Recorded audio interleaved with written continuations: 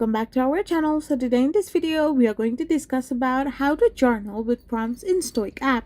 So without wasting much of our time, let's get straight into the video.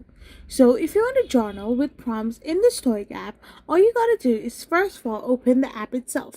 Once you have opened the app, you need to navigate to the journaling feature. You need to simply go and tap on your journaling feature.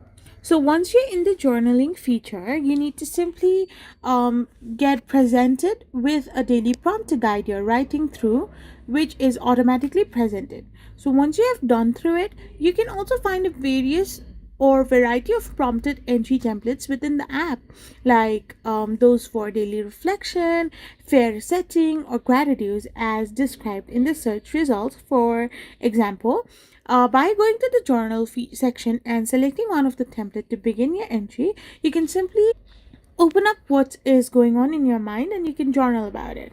So this is how you can journal with prompts in Stoic app. I hope you found this video helpful. So don't forget to hit that subscribe button and to give us a thumbs up. We will be back again with more informative videos. Thank you for watching.